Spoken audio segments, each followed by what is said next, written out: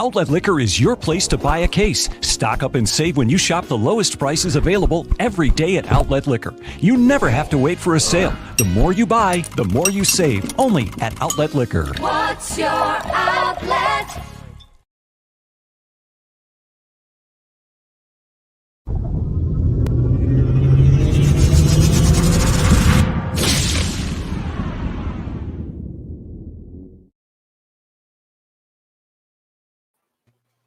Welcome back, ladies and gentlemen, to episode 61 of Two Goalies, One Mike. I'm Johnny Cullen.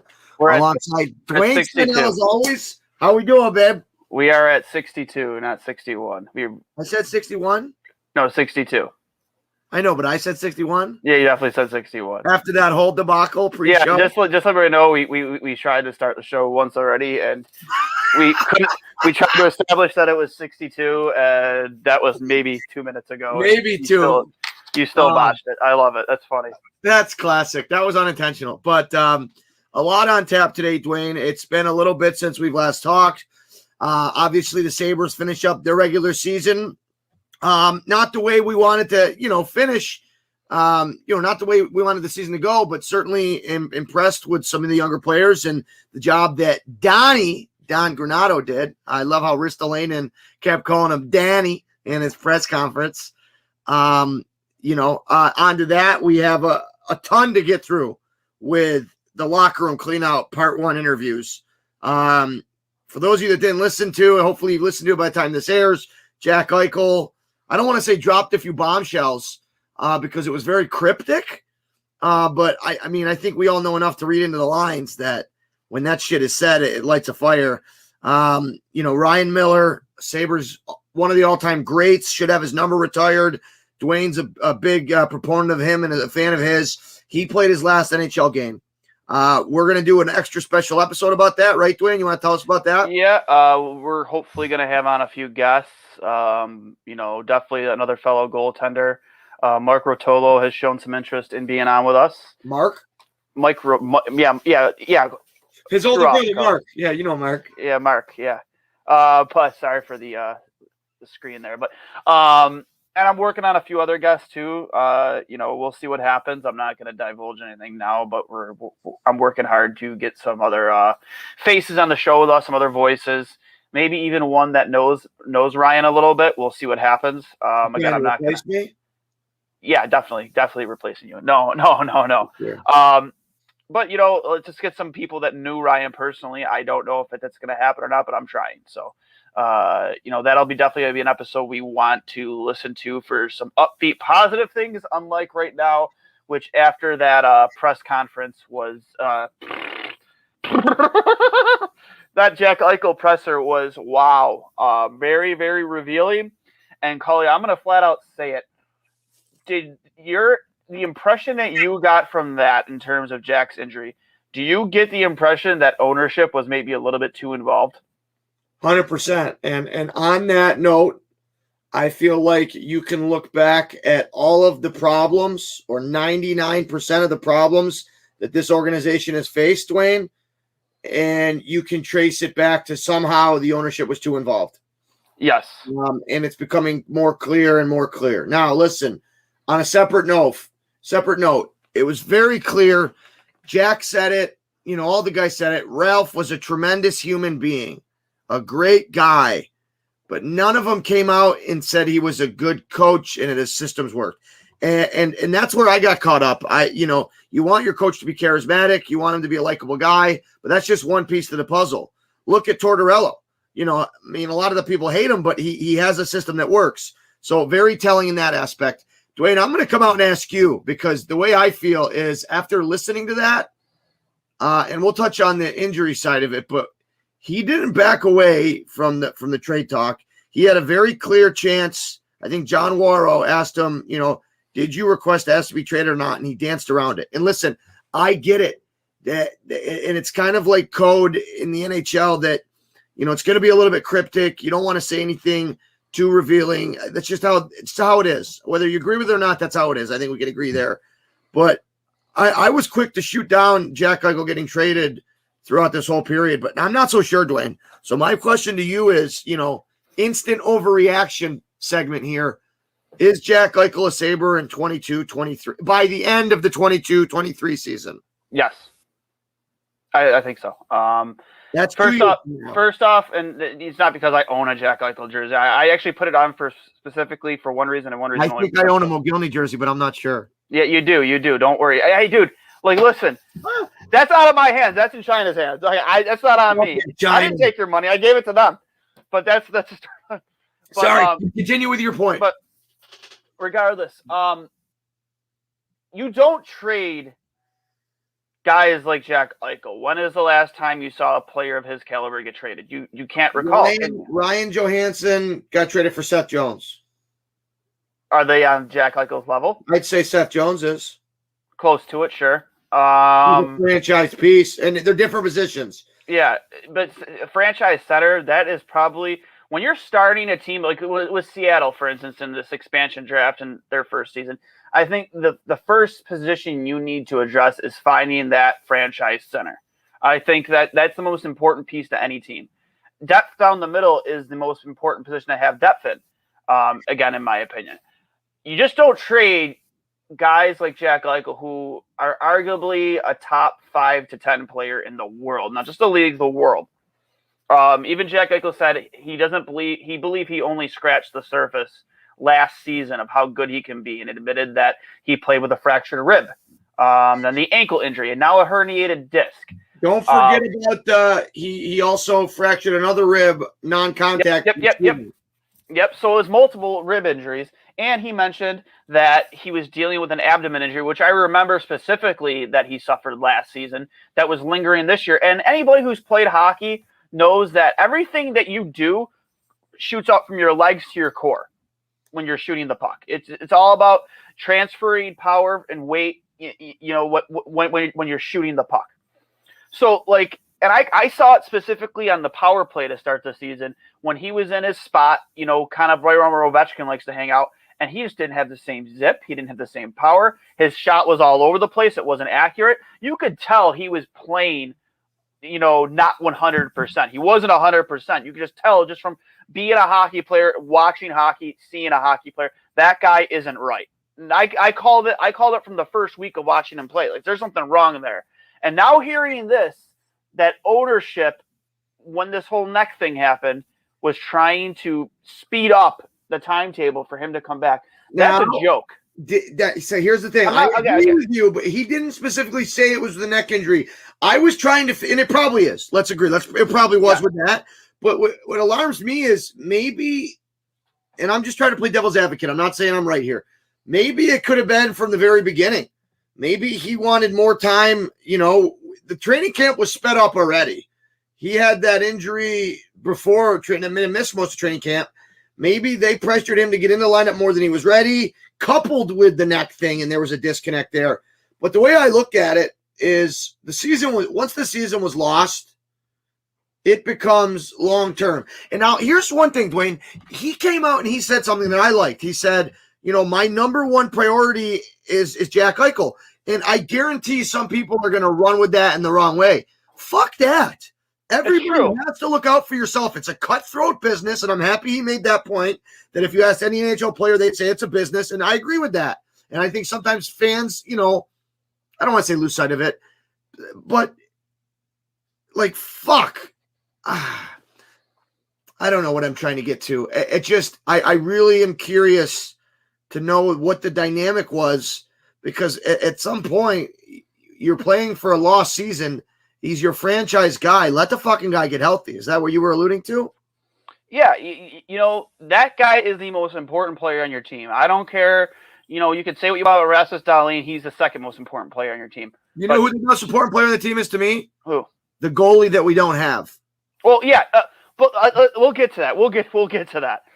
But right now, the most important player under contract on your team is hands down 100% Jack Eichel, and making sure that even with the way this season was going, like, I understand coming out of that COVID pause, you had a 500 record, which, that many games into a season, when's the last time we could say this team was trending in the right direction that far into a season? That win streak we had 2 years ago was early on, right?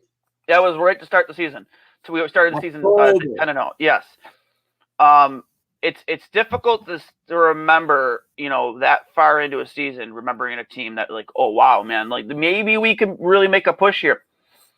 And I think one of the things that management showed coming into this season is that they were willing to do whatever they could to make Jack happy. When you go sign Taylor Hall, you can say what you want about the Cody Eakin signing. Yeah, I think that was more of a Ralph. He did his job this year. Listen, Eakin? Yeah, but when you look at it through the lens of, I know this isn't your main point, and I won't keep you long. When you look at it through the main point of him versus Larson in that fourth line center spot, you got to remember too, Gergensen's was out. And listen, I know he's a role player, but like those are valuable minutes. And I thought that who did we trade to Boston with Hall? How am I blanking on this? Face-off guy. Lazar. I think Curtis Lazar ate up some of that with Gergensen's, but you're right. I think that management tried to make Jack happy. That Boston accent. Do you like? I think smart teams, they build the team to win a championship. Therefore, it makes your star players happy. You know what I mean? I think it's a slippery slope when you look at it like we're going to make moves to keep Jack happy. Like fuck, bring in the right players and he'll be happy. And it doesn't have to. You know what I'm trying to say? Like I feel like I've heard that narrative before, and I believe it has some merit to it, Duane. It scares me to think, well, let's hire a coach that Jack likes. Let's bring in guys that Jack likes. Fuck, if you bring in the guys that are going to help you win hockey games, I would assume Jack would be happy. I don't know. I could be wrong. He did sound pleased. Like, yeah, you heard all the negative stuff about the injury, how it wasn't handled correctly, how there was a disconnect. But he did say positive things. Like, he did say he liked the direction that the team was heading under Granato. He liked seeing like the success of certain players. He didn't just talk about Reinhart. Maybe he didn't mention names. I know he mentioned Reinhart specifically. I was gonna say my favorite part of the interview was like, well, nobody enjoyed this season except Rhino. He had a great year. I was dying laughing. Yeah, well, because Reinhart knows he's gonna get paid now. That's what that's all about. That's what that's all about. Pay him. You know what I think is so ironic, and I hate to keep jumping like this, but fuck it, who cares? That. Ever since O'Reilly left, what's been the dialogue around the Sabres? We need that second center, right? That other top six center. Fuck, guys, he's been here all along. He's fucking been here all along. I've been saying it for years. Like people always think that I have these issues with Sam Reinhart that that I want him go. No, it's not that. I just didn't want to pay Sam Reinhart $7 to $8 million a season for 60 points on Jack Eichel's wing, because if you're paying I'll pay him. Will you pay him 7 to 8 now? To play center? Yes, I would. $7 million for second line center for that kind of production. Fire me up. Exactly. Fire up. Because this team has lacked that since Briere and Drury left. Not even O'Reilly. Because we still didn't have the depth. Hey, let's be honest. O'Reilly underachieved here. You can draw that. Well, I should. Yeah, he did. We've seen what he's capable of, and I'm sure he'll say it. The team underachieved. He underachieved. You just don't trade away centers like that. I'm sorry, you don't. What do you mean? Wait, Duane. You mean you don't trade away centers for Vladimir Sobotka? And Patrick Berglund, who dipped on you like after 30 games? That's not what good teams do. Good teams don't trade away top six centers along the tail. For Vladimir Sobotka and Jeff. What's his name? Patrice Berglund? What's his name? Berglund. Jeff Berglund? I'm going to call him Jeff. We're going to call him Jeff. But, like, the thing is, like, you just don't trade away those players. You don't trade away Jack Eichel because that's the player you're striving to get. That's the guy you're striving to get. That's the guy every team wants on their team. So if you have him, build around him. Don't trade that away. Don't make the same, because you will not, I'm telling you, you will not get the value of Jack Eichel in a trade. It won't happen, especially after that press conference. You just lost a shitload of leverage. I'm raising my hand. Can I ask a question? Oh, absolutely, yeah. Time for Overreaction Monday. I'm going to throw this out here just to see what I get. I think here's a big if the Sabres get fair value, and I don't want to throw out scenarios right now because then we'll go down a rabbit hole. If the Sabres get a young, generational type talent at center, there's only a few. Austin Matthews, Jack Hughes, right? You know what I mean? You know what I'm talking about? If they get like a fair swap for an elite, what do you call it? A generational type player, like so a foundational player, right? At center. if they do, and they can move on for Jack and do a swap for one of those 5 or 6 young elite centers, I think the Sabres will be better off. Yeah, but what team is going to do that? And that's why That's the thing. I think it's very unlikely, and that's why I'm against the idea of trading Jack. But after listening to that fucking interview, how do you not think that maybe we'd be better off with a new person leading our franchise? Listen, I have nothing against Jack. I think he's elite. I think it's been unfortunate to see that we haven't given him the pieces to be successful, but he was the first to say that he underachieved. And look at fucking Sam Bennett. Look at how he is like. Everybody thought he sucked in Calgary, thought he was underachieving, thought that, that was his cap. Look at him in Florida, bro. Well, that's what like. I mean, here's the thing with Jack, and then we make that comparison with Sam Bennett. It's like it's not like Jack. It's not the two of them. I was comparing the change of scenery. I know, but it's not like Jack Eichel has like played badly. He was on an MVP pace last year until he had that abdomen injury. This past season, he did not play good for a myriad of reasons. I don't think it's indicative of to his talent and his play level. He was good this year. It might have been better with the injuries he had if Jack would have hung him up a month before he did. 100%. Like I 100% agree. There was so much going against Buffalo this season. As much as you want to say how great of a guy he is, how much of a good of a human being, Ralph Kruger was not fit to coach this hockey team. He's not a fit coach at all. Ralph Kruger's not fit to be a coach of the NHL. No, he's not. He came in with a very specific system, and I don't know the details of it, but watching enough of those games, you could tell the players were handcuffed because they would be either benched or not played or not given opportunities or yelled at. Or corrected for doing something not in his system. In today's NHL, it's such an ebb and flow game, Duane, that you need to play loosely within a structure. You know what I mean? Mm-hmm. What did we see from Dahlin and Tage Thompson and Middlestat in the last, and Borgen? And I could go down the list. What did we see from them since Donnie took over? We saw them playing with their skill and because the game is so fast, if you're thinking about where your coach wants you to be, you're already a second behind. You know what I mean?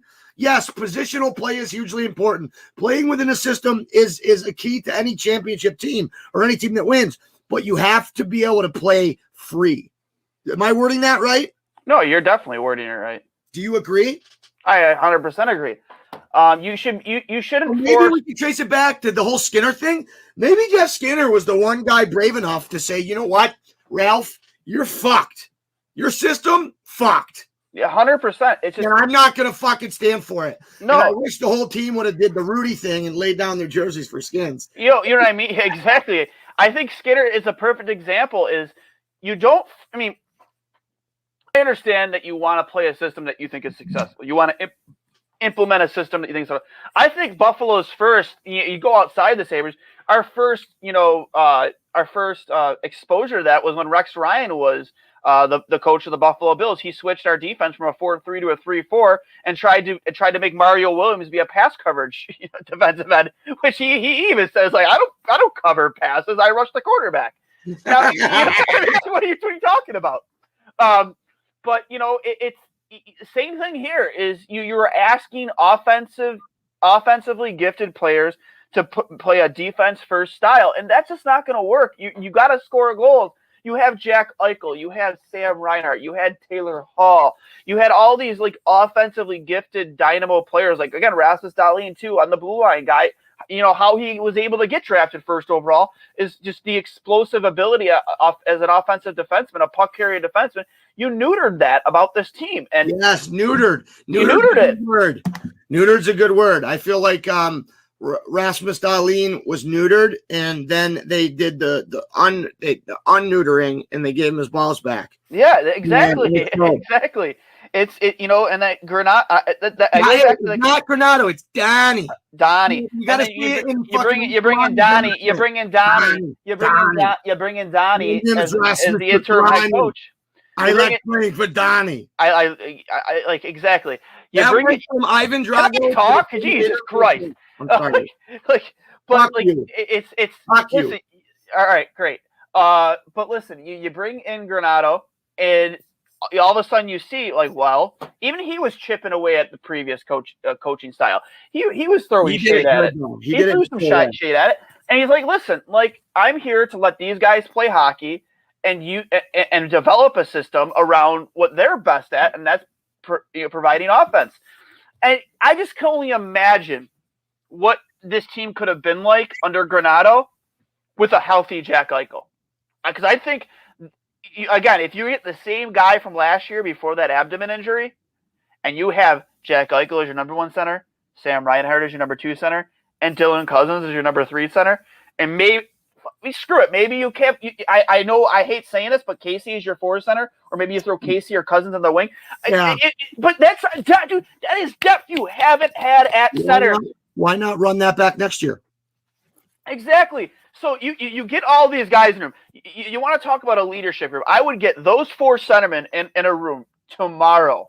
And I'd say, hey, listen, this is Jack, I understand your disconnect with management and just how you're upset. But listen, this is the way we look at this. This is what we plan to do. This is a depth at a position we haven't had in a long time. And we believe, and you have Granato there too. You say, we believe that this is a playoff team next year. If we make the right moves in free agency, which we plan on doing it, and we have you 4 as, either you have Sam as your 2B, you know what I mean? Your first. We don't need to waste time with the combination. Exactly. You don't. But that is depth that even a lot of good teams in the NHL that are gonna play in the playoffs don't have right now. It's true.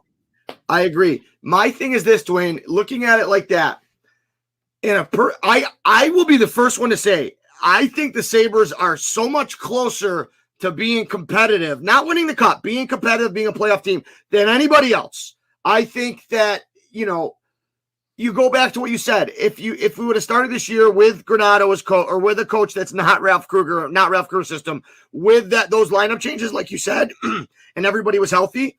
Yeah, man, I'm with you. And that's where I'm coming from. I don't think this team's as far away as everybody thinks they are, Duane. No, I don't. I've been saying this for weeks. Right. Look, Holland Stahl, for whatever reason, didn't work out. And the reason why I'm happy they didn't work out is because it gave the young guys an opportunity to prove themselves. Before that coaching switch ever happened, and Casey Middlestat got a sniff, and Tage Thompson even got a sniff in the right system. Mm-hmm. Those players weren't in our future. Now they are. Now the pieces that you need to plug in aren't these big roles. Would it help to bring in a stud right-handed defenseman? Yes. Would it help to bring in another big-time scoring winger to play with them? Yes. But when you look at our skill, I'm just going to ramble off some names, and you tell me if this is a good piece of core to the top 9. Eichel, Reinhart, Cousins, Middlestat, Thompson, Skinner, Asplund, Olofsson. That's 8. That's 8 young guys that I think are top 9 forwards. Okay. I think instead of Asplund, I would go with Ristolainen. Okay, good, fair point. You're right. I agree. I haven't seen enough of both of them to distinguish. All I've known is both of those guys can be a part of this solution, right? 100%. I think I'm not going to be one of those guys that says, "Oh, we need to bring in a heavyweight fighter." No, the times have changed. I'm all for fighting. It's the way we police ourselves. Anybody that disagrees. If you fucking polled the NHL players, it would be 100% to 0 of keeping fighting, right? 100%, yeah. But now you've seen in the past 10 years, even when I was playing in junior hockey, Duane, we had a fucking heavyweight fighter that probably was good enough to play junior B, but he was there to fight, right? He was our 11th forward or 13th forward. He was there to fight. You have to be able to play the game now. I wouldn't mind us finding a Tom Wilson type, a Ryan Reeves type, somebody like if Girgensons was a heavyweight fighter, problem solved, right? If fucking Cody Eakin was a heavyweight, they could handle himself. I'm sure they could, but they're middleweights, right? Correct. You need a guy like that can also play the game in your bottom 6, and we don't have that. That's at the bottom of my priority list. I just think that needed to be said. We didn't get to talk about the Tom Wilson hit. I don't want to get into it with you. All I'm going to say is that was an unfortunate situation. I'm not going to talk about whether he should have suspended. Panarin was stupid to go after him. That's all I'm going to say. Did he cross the line? Sure he did. Does that happen in that situation? Yes, it does. Tom Villain is not the Wilson. Tom Villain is not the Wilson. Tom Wilson is not the villain everybody makes him out to do. He plays with an edge. I got to play against him. He broke a couple of my fingers. Whatever. I sure as hell wouldn't. I knew if I went after him, I'd get my ass kicked. That's why on the way out. Do you hate Panarin for doing it though? He saw what was happening. I like it, but yeah. I mean, I don't. Is Panarin way out of his league? Stand up, But you would want. That's my point, Duane. In that situation, you know as well as I do. You don't think. You just go grab a guy, right? Panarin happened to grab the wrong guy, right? Yeah. I just don't. Here's my thing, and I don't disagree. I disagree with the $5,000 fine, not because of what happened with Panarin, but here's the thing. You disagree with the rules, huh? Here's the thing, real quick before you say your piece. I think all these people up in arms about not suspension, the $5,000 fine. No, now you're not mad at Tom Wilson. You're mad at the rules. The NHL followed the 100% rules. 100%. And I think more people, instead of going after Tom Wilson and trying to cancel him and say he deserves to die and going after his girlfriend, take it up with the fucking CBA. I agree. And the goddamn rules. Sorry, I agree. The thing I didn't like more than what happened with Panarin, I just didn't like. I mean, I get it. You're with Buchnevich. He's in your goalie's crease. He's roughing up your goalie. As a goalie, I appreciate a player standing up for me. I just don't appreciate the punches in a vulnerable position, especially when your stick is right underneath his head. Down under his neck. Yeah, that's fun. You know what I mean? You know what I mean? Granted, he's not hitting him really hard, but all it takes to hit him from the wrong angle. The stick is there. You might have a guy getting carried off. But you might have a guy being the next Steve Moore. Let's be real about it. You might have a guy that's be Steve Moore. But in that situation, like with the Steve Moore Bertuzzi, that looked planned, right? That was a fully unexpected component. So I can see where you're coming from. But listen, every hockey player knows the violence that's involved. I'm just saying, in that type of scrum where everything's happening so quickly, and I don't want to use the term turn red or turn black because then people think they're out of control. No, but you just react, right? And had Panarin came in and tied up with somebody else, it'd be a different story, right? It's just things happen very quickly. I'm not going to vilify Tom Wilson. I'd trade a fucking first-round pick for him. Any team that says they wouldn't is lying to themselves. In terms of the Steve Moore Bertuzzi thing, the only thing that I hated, the biggest thing I hated about that, when people say that had to be done, it did it because Steve Moore fought Brad May earlier in the game, and he answered the bell for what he did. Great point, Duane. And even if you know what I mean, he answered the bell for what he did to Noslin. There was no reason for Bertuzzi. Bertuzzi should have been thrown in jail for what he did. Let's be real. He should have been thrown in jail. I don't want to go down that rabbit hole. I'm not disagreeing. No. I'm just saying Bertuzzi should have slashed him in the leg, waited for him to turn around, and dropped his gloves. And if you want to sucker punch him, then sure. But don't do it from behind. No. All right. Hey, back to it. Jack Eichel, we covered Ristolainen. I'm okay with the idea of trading him. It goes back to fair value. You brought up an interesting point. The more that these guys, Jack Eichel and Ristolainen, make these comments, it drives leverage. You leverage. That's the biggest reason why he isn't leaving, because for any team, smart, he would shut his fucking mouth, say exactly, and then they trade him. Listen. Like, you're not doing your franchise any favors by not doing himself a favor. Well, that's why I don't really think. Here's the thing: if he actually requested a trade, first off, that would have hit the media almost immediately. I don't know. We would all know. We would all know. Like, a player like that. I don't know. I think he just doesn't give a fuck.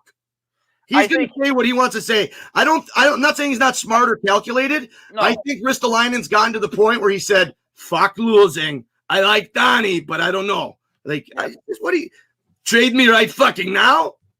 I don't know. Here's the thing.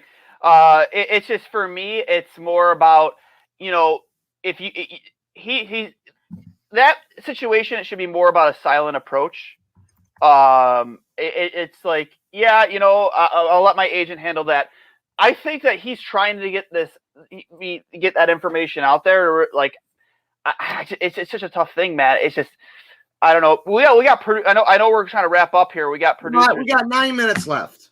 We got producer Steve here to add his thoughts. A guy who does a lot of behind the scenes stuff for us, and he's actually wearing his classic. Bring him in.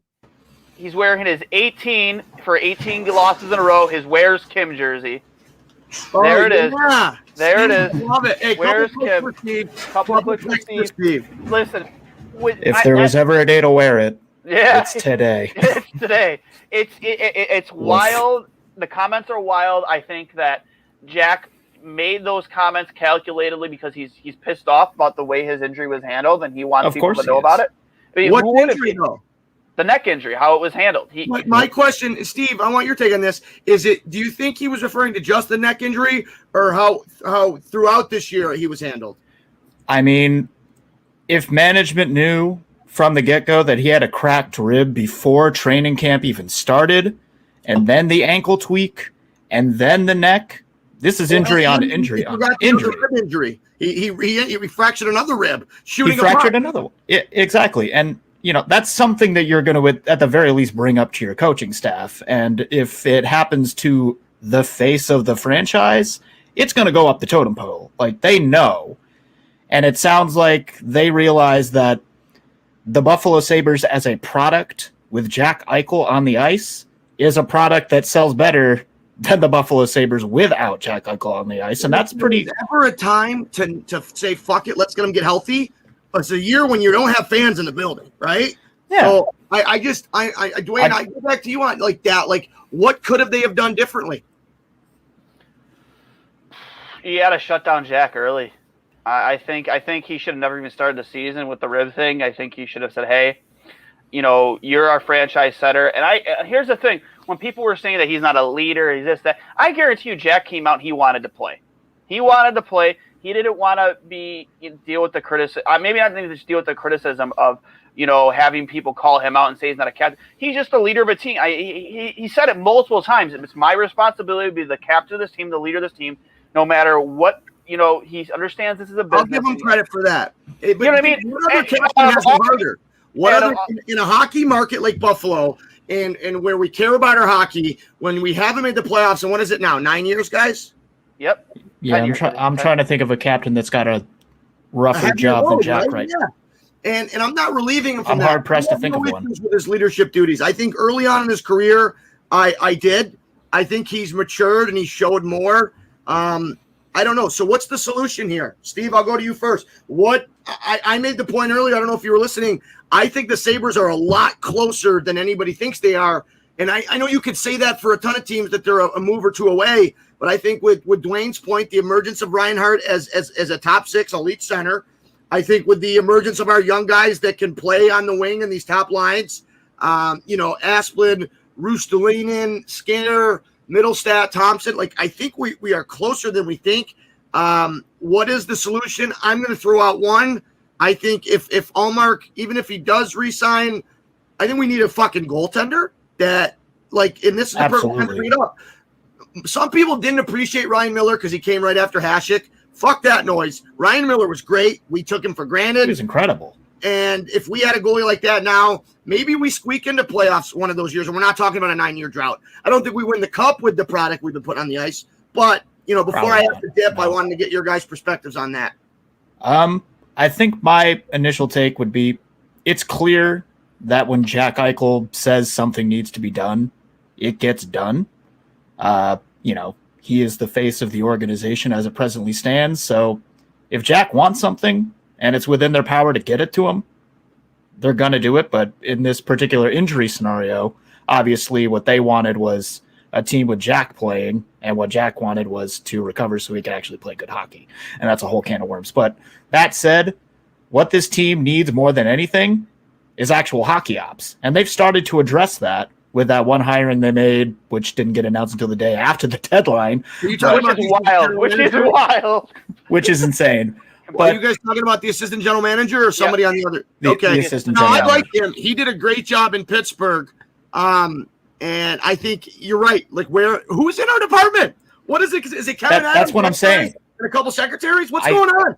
I think what ultimately needs to happen is that Kim or Terry or whichever Pagula thinks they're running the show needs to admit they don't know what they're doing, and to spend the kind of money they spend on the Bills to bring people in who know what the hell they're doing and just let them take over. Let people who actually know how this game works build a team worth watching. It might take a few more years. Too much They just owners can't out accept there. that they're not doing the job right. They just it's Well, it's like it's you an said, what ego did they thing. do I don't know why, before? but They it is. They hit a home run with their first 2 hires, and they've let them make football decisions. There's been so much meddling, I feel like, on the hockey side. Kim, if you need a hobby, fucking play tennis with your fucking daughter. Yeah, Go build your yacht. Be an architecture. Be an architecture. Listen, be an architect. Jesus, Cully. Listen, Fuck. like my last point before we wrap up here, I want to make a point on playoff the playoff scenarios and whatnot. But when we say that, bringing in hockey people to make those decisions and put them, do you guys think that when they brought in Kevin Adams, obviously it was a cheap hire and it was somebody they trusted to be a yes man. But you look at what Colorado has done with Sakic, a former player who was in the league for a long time. Who knows the ins and outs, knows the ropes, has been through pretty much all scenarios as a player and seen it all transpire and what it takes to be successful. And you see what happened with Tampa Bay with Yzerman. Now he's in Detroit where he probably belongs. He's making good moves. Making good moves. Do you for Detroit? Do you think that they saw those moves and thought, hey, maybe that is the right move? We already have a guy in house like Kevin Adams who's been in the league a long time. Granted, those are two different extremes in terms of success. Where granted, Adams has a cup, but Steve has like 4. Adams is not Yzerman. Adams is not exactly. Sakic. He's not those guys. So maybe that was their thinking, and it was a cheap hire. But like at the same time, it's just like that's such a nothing against Kevin Adams, but it can't be one and done. Yeah, you gotta surround. The best thing I ever learned as a coach, guys, and I'm so happy I'm not a head coach anymore. You have to surround yourself with great people in your assistant coaches, in your management. You know what I mean? That's the one thing I took away from that fucking whole thing, coaching junior hockey. You're only as good as your staff. And in the NHL, you look at a team like Montreal or Boston or, even Tampa Bay now, and what Detroit's building and what Colorado's done. They have excellent people doing their jobs. Nobody's trying to do too much. Like, I feel like Kevin Adams was probably doing the jobs of 4 people to start this year, and that's shown, right? Mm-hmm. Real quick before I go, the playoff situation. Jack made one interesting comment where he said, "I believe we play in the toughest division in hockey." Do you guys agree? 100%. Oh yeah. One thing that's really struck me is the job that Ron Hextall and Brian Burke have done. They didn't do a ton. But the acquisition of Jeff Carter, guys, we were talking about Pittsburgh being that 4th, 5th, right? Not too long ago. They have jumped into the number 1 seed. That is locked up. And they've, jumped ahead of the Capitals. So it looks like it's going to be, the Bruins and the Islanders jousting for that number 3 seed. Who would you guys rather see? So the Capitals are locked into 2, right? Mm-hmm. I would have loved to see Washington, Pittsburgh, but maybe they'll both win. Would you rather see Pittsburgh play Boston or play the Islanders? Hockey. I want to see whoever gets Boston eliminated in the first round. That's what I want to see. I hate that. To that end, I do hope that it's Boston versus Washington because I feel like Washington's going to have an easier time eliminating Boston than the Islanders are, and that's only just because the Islanders.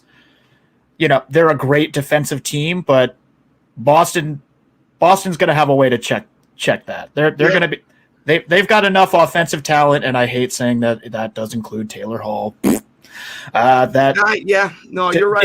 In spite of how defensively minded the Islanders play their game, I feel like Boston, they've been in the Cup so many times in so many different scenarios that they're going to be able to. They can outdo the Islanders, but the Caps. I feel like the Caps could give them a real run for their money. And I feel like if anybody in that top 4 is going to knock them out first round, it's Caps. So regarding that, tune in tonight. Bruins and Islanders play with the Bees. They have 1 game remaining and 1 point lead in the standings. Regardless, I would love to see a Pittsburgh-Washington rematch. How many more times are we going to get to see Ovi and Crosby go head-to-head, guys? So that's why I'm rooting for that as a hockey fan. Another interesting thing, and I'll end with this. We won't go to the Western Conference. I have used the Florida Panthers as a blueprint for the Sabres. You go back 3 years ago, okay, and they weren't even close. They were at the bottom of the standings. You look at their key players, Barkov, Huberdeau, Ekblad, Sound familiar? Yep. Eichel, Reinhart, Dahlin. Now they brought in Quenneville and the manager. I'm blanking on his name from Chicago, and they have added pieces, and not even huge moves, but they brought in the right people. They've shored up their goaltending. Granted, they're probably paying too much, but listen, when they were in their successful run, they were getting quality minutes from Dreger, who's making the league minimum, not Bobrovsky. Anyways, they are a blueprint to show Buffalo, hey, we're not that far away, right? If we make certain moves, we could be right there with our core. Them in Tampa Bay will play in the first round, and I am fired up. Their game tonight determines who gets home ice advantage. Now, with the COVID, I don't know how much that matters, but then again, it's Florida, and they have more people in. Yep. I think that's going to be electric hockey. That means Carolina and Nashville are going to be playing. I got Carolina sweeping that series. Yep. And they're going to be tough to play against. So I can't wait. The Eastern Conference playoffs this year are going to be great. I can't believe this year with the I can't believe it took Carolina that long to clinch. Not clinch, but to give Rod Brind'Amour that extension. And it finally got done. I'm pretty sure he did. Yeah, I got a couple days ago. I loved how he said, "Well, I'm only coming back once you take care of everybody." And I think I was reading into it. I think he's talking about the fucking omelet guy, the cook, everybody. And I fucking love it. What a hockey guy that is. But one last thing before we take off, I do want to make a comment about Jake McCabe and his comments in presser. That was the only positive thing I'd heard. There was a little bit of positive in Eichel's, not a lot, but there was a little bit to at least be optimistic about a little bit. But Jake McCabe said he's optimistic about this blue line going forward. He said he sees a lot of promise, and he sounds like a guy who wants to resign. That is definitely another priority for the Buffalo Sabres, getting Jake McCabe locked up. So with that being said, this has been episode 62 of Two Goalies, One Mic. I know, Johnny, you got to get on the ice. We'll be back. We'll be back. Wait, one last thing, Duane. In the view, we have the 4 best goalies in the era. You got Hasek and Waugh behind you. Can you see Marty Brodeur right there? No. Right there. Yeah, he's on that low post. And there's 3. I got it. Yeah, Johnny. I love you. Go ahead. I got a jet. All right, guys. We'll let Johnny take off here. I still got Steve, the producer, on with us. But, yeah, man, I think Jake McCabe's comments were very promising. I've always liked Jake McCabe. He's a good stay-at-home defenseman. He's a leader. I think he takes pride in being a leader, and I think he's a guy that you want to keep around in the long term. And I think he's a guy that wants to be here even through this entire shit show of events today. I think he's a guy that you want to keep around as part of your leadership group. And priority number 1 this offseason, find a way to get Jack Eichel happy. Like, make him want to still be a Buffalo Sabre. Of course. He did say flat out, as long as he's here with this team, that he's committed to being a leader and being a captain. He sounds like he does take pride in that. But again, he understands this is a business, and what he has to do what's best for him, and the team has to do what's best for them. I think that if in any way that relationship is salvageable and it's not beyond repair, especially even with the comments on how the injuries were handled, you have to do your best to figure that out, because I just don't think there's a return in any trade scenario where you get the value of Jack Eichel back, especially after the way that press conference went today and what he revealed. Of course not. It would be a Ryan O'Reilly 2.0. You'd be selling him for parts rather than, generational player for generational player who hasn't quite met their ceiling yet. We know what Jack Eichel's capable of, and in return, you don't want to trade him away unless you're going to get somebody who's, could potentially have that same ceiling, might not. But you don't want to trade him for multiple picks and Tage Thompson and some guy who's going to go back to Europe. We can't do that again.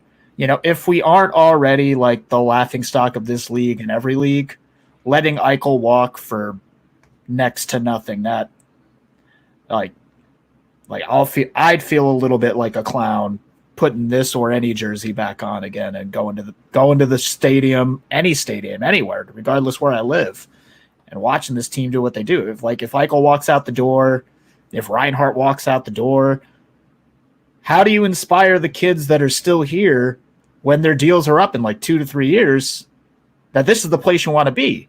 You just watch 2 generational talents just say, see ya, before they were 26. Yep. You know, like you can't. If you let those guys, you'll be rebuilding a rebuild before you rebuild. Yeah, you're looking at least another 5 years before you can be competitive again, and then you're in the same exact situation as you are now. And the common denominator here is just, and I don't want to constantly be the guy who points at Kim Pegula for all the issues on this team, but for God's sakes, like what was just revealed today, doesn't that show you that you don't know what you're doing and you need to put people in charge that do? Like, I thought my yelling was over. We're not even a couple of days removed from the fucking season, and here I am. I want to go down to Florida, find out where she lives, and take a shit on her front lawn because that's what she's doing to this team. She's shitting all over it. She really is. Fuck, man. Like, how do you, like, what? The guy was constantly injured this season. He wanted to put his own health first, which he should, because you know what? He plans on being a father and a husband and, having a normal life after hockey. And when you deal with an injury that involves the neck and the ribs, or that could have long-term negative effects on your life after hockey. So how can you blame the guy for wanting to put that first? You should have shut him down. Oh, my God. And not force a guy to sit here and play injured when he didn't want to, when he was already doing that to begin with. It's his neck, for God's sakes.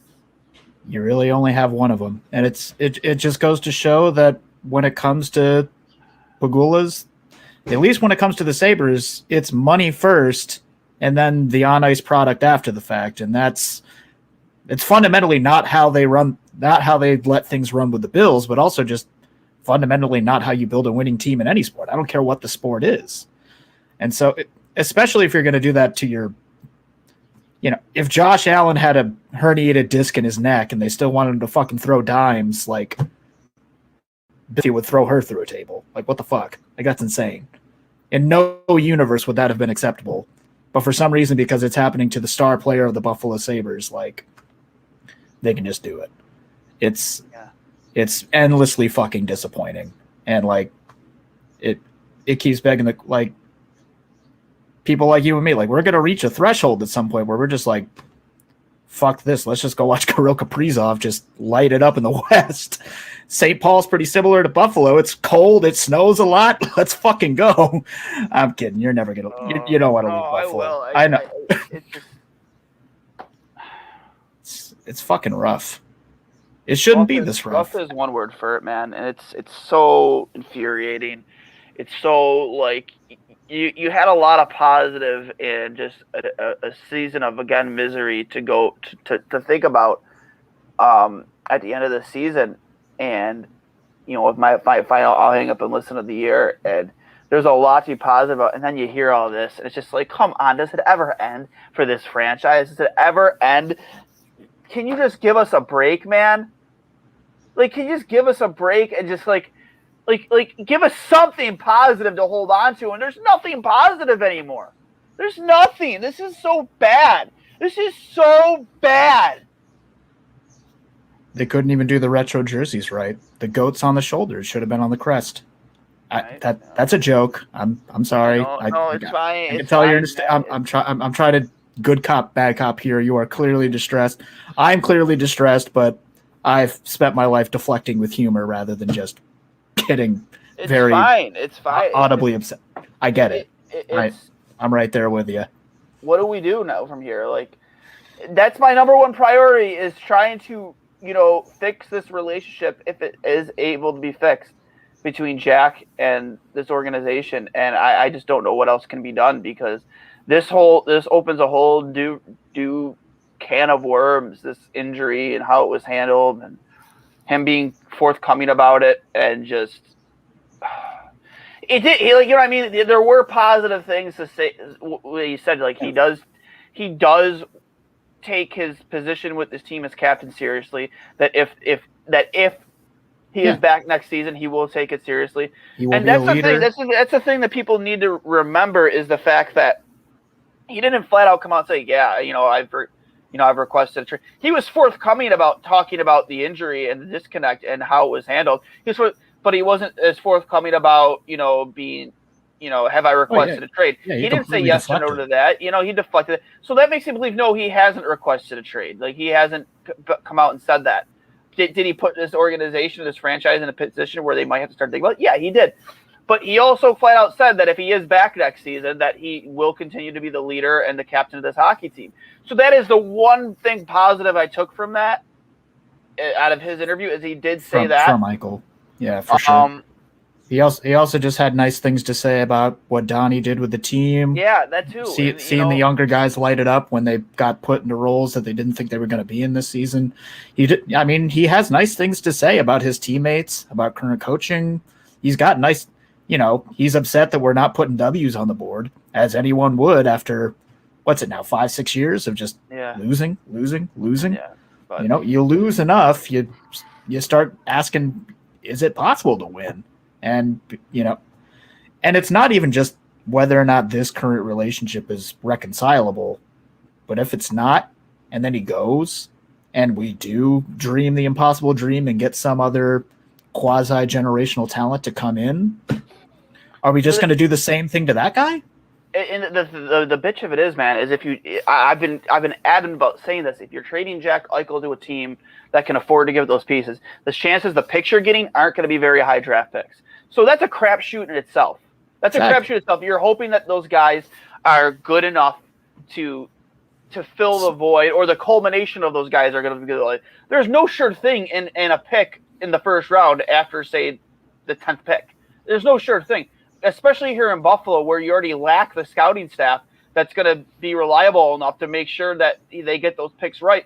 Secondly, who has the current rostered players who can afford to give up those? Nobody. You're going to tell me the Rangers? You want Kakko? You want Lafreniere? What did they prove this year that says they're equal to the value of Jack Eichel? They literally didn't prove a thing. They didn't prove a thing that they're even valued at where they were drafted. So, that's not value to me. That's not value. You want to talk, you go to a team like Vancouver for this. You want to make a deal with Vancouver. That conversation starts and doesn't end with Pettersson. It starts and doesn't end with Pettersson. That's Jack Eichel's value to me. And the way I see it is the comments today didn't do the leverage of the Buffalo Sabres and a Jack Eichel trade any justice at all. So that's, again, why I just say you don't trade him, because you have no chance at getting that value back out. You have none. You just keep him. And you say, hey, Jack, we're going to kill ourselves to build around you. We're sorry with the way these things are handled, but from an upper management, this is where we're going. This is who we're bringing in, and this is the way we're going to handle the offseason, and this is who we're going to keep around. And I think, you get a starting goaltender in this team, whether it's Linus Ullmark or a more than reliable backup. Figure that out. Secondly, lock up Sam Reinhart long-term to be your second-line center. 100%. Absolutely. 100%.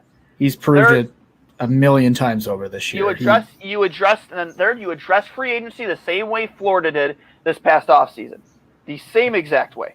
Do not waste all of your time and energy trying to get that, that golden ticket player, the Taylor Hall, which this year could very well be Patrick Laine, although maybe it won't because Torts is out the door.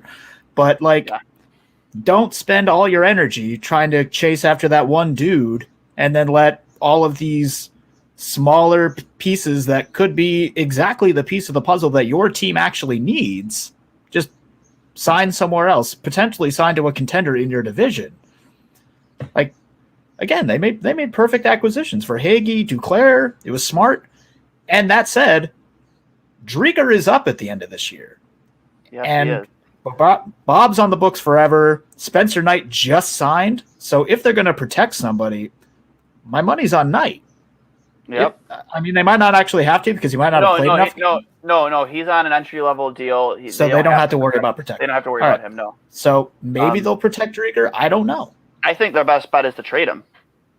And please, Drieger and Ullmark as a tandem here, I can sleep happy at night knowing that McCabe and not Risto is the guy teaching these young kids how to play defense like an actual defenseman with Ullmark and Drieger behind the pipes. whatever unmitigated shit show is going to unfold on the front end, the back end being, that secure, it can help me sleep at night just a little bit. Yeah, and Ryan Lindgren has just been extended with the Rangers, average of 3-year deal, average of $3 million. So it sounds like 3-year deal for $9 million. It sounds like so. Good for him. Good hockey player. He's got that grit, and he doesn't have to spend $6 million for it. And this is another one of the comments from Eichel, just tweeted out by Matthew Beauvais. As Eichel, as long as I'm here, my duty is to be the leader of this team and be available for the guys in the room. That's one of the positives I did take from that. I just absolutely. And that should be the baseline of any team captain. Like, yeah, that's your guy. That's your rock. That's the dude you turn out there. He understands this is a business, and there's, that's why I think he's here next year. This is going to be one hell of a long summer, isn't it? It's going to be a long road to October. Yep. Get your AC unit ready because you're going to get heated. Yep. That being said, this has been episode 62 of Two Goalies, One Mike. Just want to remind everybody this is brought to you by Manscaped.com. Use code word Trainwreck for 20% off plus free shipping. Get yourself the Lawnmower 3.0, an unbelievable razor. I used it to trim up my beard this morning. Built-in flashlight, a guard that protects you against nicks and cuts, and it's waterproof to use in the shower in case you're in a hurry or on the go. So unbelievable piece of technology. Best razor I've ever used. Manscaped.com. Code word Trainwreck, all capital letters, TRAINWRECK, just as you see it spelled there at the bottom of the screen. 20% off plus free shipping on any purchase. Also brought to you by Outlet Liquor. What's your outlet? The place to buy a case. Absolutely unbelievable deals over at Outlet Liquor here in Buffalo, New York. And, of course, Amherst Ale House. I know the season's over, but during the Sabres season, you get half off pitchers of Molson, Labatt's, Bud Light, Blue Light, the whole 9 yards, plus half off medium pepperoni pizzas. Make sure you go to Amherst Ale House. Their food is unbelievable. Sponsor of the show here at Two Goals, One Mike and Trainwreck Sports. Guys, Steve, it's been fun. Fun season. Not fun season. Not at all. I lied. Yeah, but, that's a phrase for it. Fun. We'll see where this road takes us with these. I'm still blown away by what we heard from Jack Eichel.